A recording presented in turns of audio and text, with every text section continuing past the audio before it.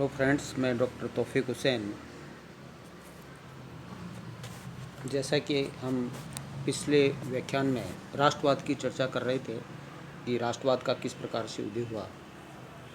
हमने देखा कि भारत में आधुनिक राष्ट्रवाद का उदय 19वीं शताब्दी में प्रारंभ होता है और भारत में आधुनिक राष्ट्रवाद का जनक राजा राम मोहन राय को माना जाता है।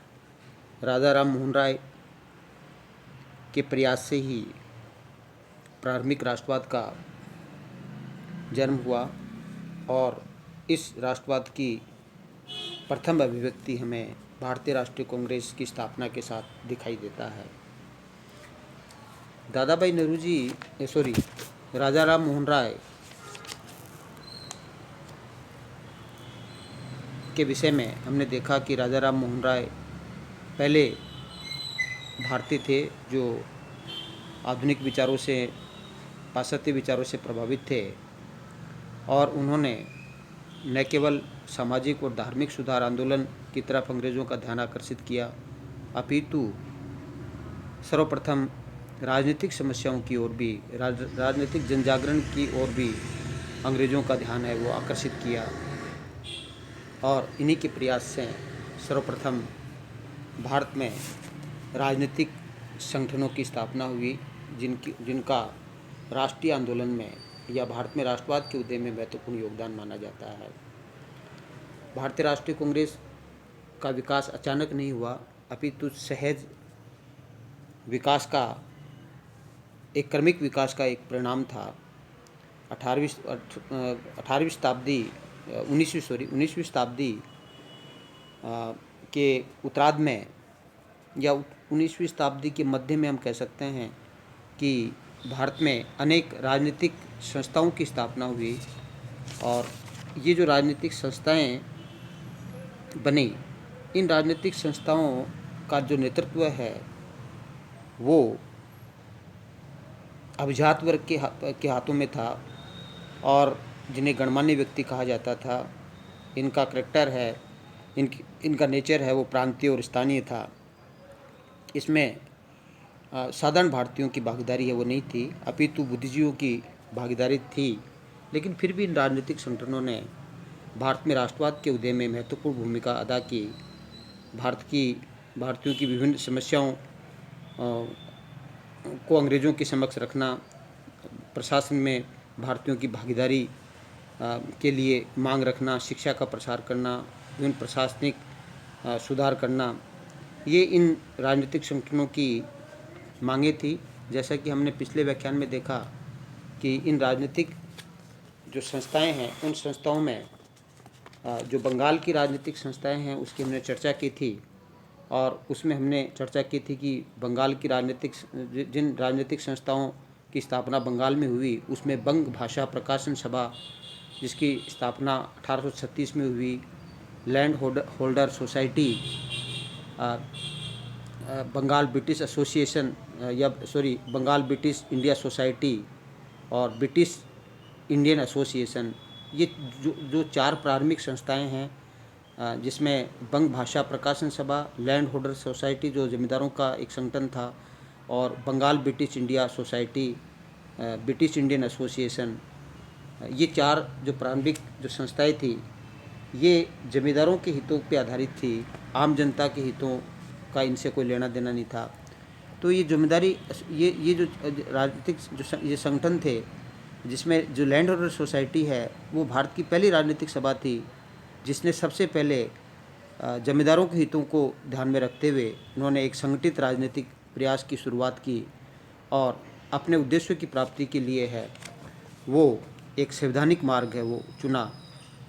इसके पश्चात लैंड होल्डर सोसाइटी जो जमींदारी संगठन था, जो बंगाल ब्रिटिश इंडिया सोसाइटी जिसकी हमने चर्चा की थी, और इसका उद्देश्य भी लोगों के अंदर राष्ट्रवाद की भावना को जागृत करना और पॉलिटिकल अवेयरनेस है, जो पॉलिटिकल एजुकेशन है उसको प्रोत्साहित करना था। और इस सोसाइटी ने ब्रिटिश शासन के प्रभाव से समाज के सभी वर्ग के लोगों के कठिनाइयों और कष्टों पर विचार कर उसके समाधान ढूंढने का प्रयास किया।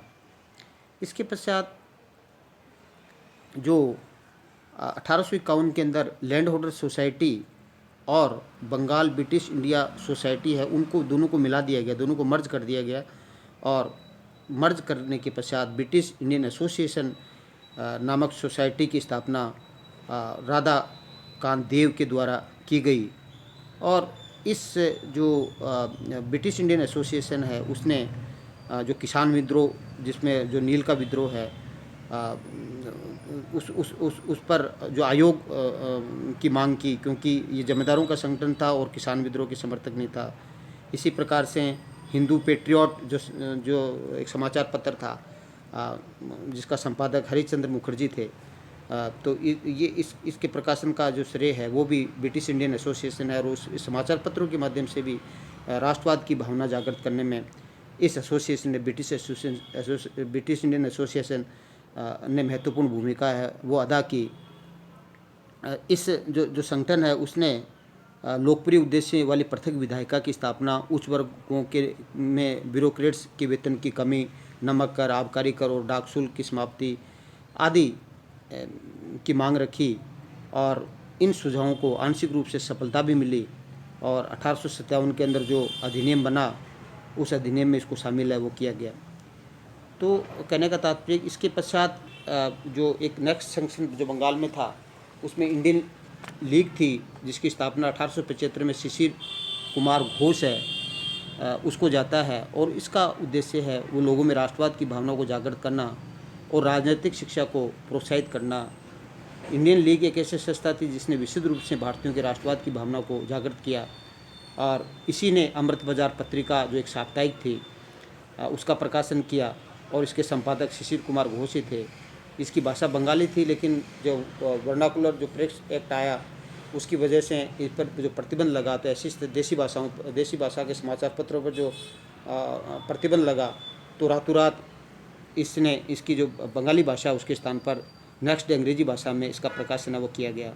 तो इंडियन लीग है उसने भी भारत में राष्ट्रवाद की भावना के विकास में महत्वपूर्ण भूमिका अदा की। और बंगाल का जो एसोसिएशन था जिसका सबसे महत्वपूर्ण एसोसिएशन था वो इंडियन एसोसिएशन को माना जाता है। और इंडियन एसोसिएशन जो इंडियन लीग के स्थान पर के इंडियन एसोसिएशन ऑफ कलकत्ता है वो उसने ले लिया, जिसे इंडियन नेशनल एसोसिएशन के नाम से भी जाना जाता है। और जिसकी स्थापना 1875 में हुई थी। इसके पश्चात इंडियन एसोसिएशन है, इसकी स्थापना 1876 के अंदर है। वो सुरेंद्रनाथ बनर्जी और आनंद मोहन जो बोस है उसने है वो की। सुरेंद्रनाथ बनर्जी और आनंद मोहन बोस है, इनके प्रयास से इंडियन एसोसिएशन एक महत्वपूर्ण संस्था थी भारत की, जो एक तरह से भारतीय राष्ट्रीय कांग्रेस का पूर्व रूप कहा जा सकता है।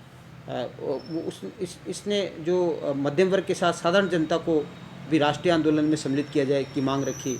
और जो साधारण जो लोग हैं, आम जनता सम्मिलित हो सके, इसके लिए इसकी जो वार्षिक सदस्यता शुल्क है उसको भी इन्होंने कम रख कर दिया। 5 रुपये वार्षिक सदस्यता शुल्क है वो रखी। तो ये जो इंडियन एसोसिएशन है, इस इंडियन एसोसिएशन ने और भी कई कार्य किए, जैसे कि इन्होंने सिविल सर्विसेज आंदोलन चलाया। इंडियन एसोसिएशन ने सिविल सर्विस आंदोलन चलाया क्योंकि लाल लीटन ने जो सिविल सर्विसेज के अंदर उस समय IAS की परीक्षा होती थी, उसकी आयु 21 वर्ष थी, उन्होंने घटा करके भारतीयों का प्रतिनिधित्व कम हो उसको कम करने के लिए उसकी आयु 19 वर्ष कर दी गई थी। तो सुरेंद्रनाथ बनर्जी ने इसका विरोध किया और 1853 में इस सिविल प्रतियोगिता परीक्षा पहले लंदन में होती थी, ये परीक्षा एक प्रारंभ हुई। और जो पहला भारतीय था वो सत्येंद्रनाथ टैगोर थे, जो 1863 के अंदर है सिविल सर्विसेज में पास हुए। और 1869 में 4 एक साथ भारतीय ICS की परीक्षा में सफल हुए, जिसमें सुरेंद्रनाथ बनर्जी भी एक थे।